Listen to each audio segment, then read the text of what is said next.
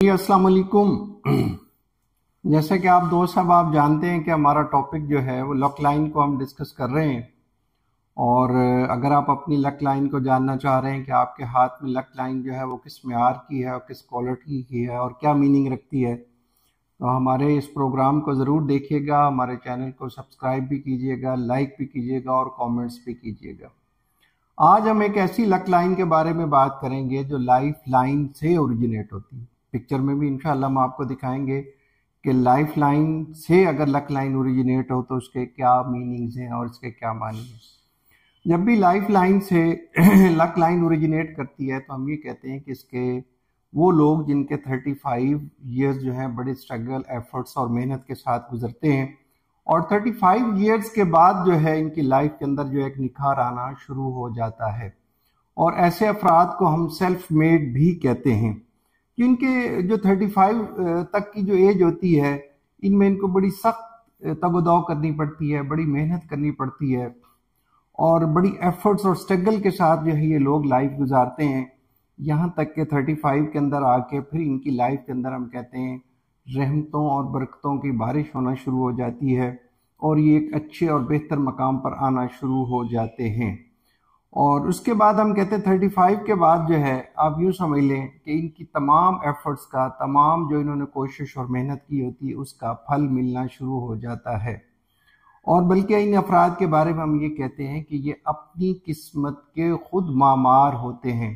یعنی ان افراد کے بارے میں ہم یہ کہنا کہ کسی دوسرے فرد نے ان کے لیے کوئی اسٹرگل یا محنت یا ان کے لیے اپروچ یا سفارش کی ہے، ہم کہتے ہیں بہت کم ایسا دیکھا گیا۔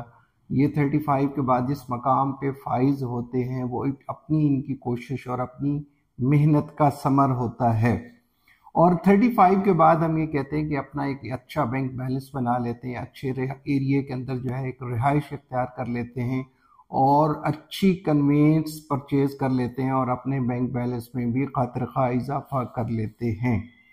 اور یہ جتنی بھی ہم کہتے ہیں ویلتھ ہے، روپیہ پیسہ ہے، نیک نامی، ایفرٹ، یہ ان کی اپنی ذاتی کوشش اور محنت سے ان کے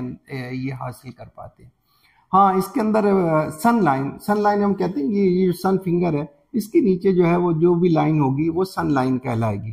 اگر سن لائن ان کے ہاتھ میں پرومیننٹ ہے، بہترین ہے، تو آپ یہ سمجھ لیں کہ پھر ان کو جو ملنے والی کامیابیاں ہیں وہ سونے پہ سہاگے کا کام کرتی ہیں۔ اچھا، ان افراد کے بارے میں ہم یہ کہتے ہیں کہ الحمدللہ اگر ایک دفعہ یہ رائز حاصل کر لیں تو پھر ان کو ڈاؤن فال نہیں ہوتا۔ یعنی دوسرے لفظوں میں ہم کہتے ہیں کہ اپنی خوش نصیبی کو مضبوط بنیادوں پہ جو لوگ کھڑا کرتے ہیں ان کے ہاں یہ سائن جو ہے زیادہ نمایاں نظر آتا ہے۔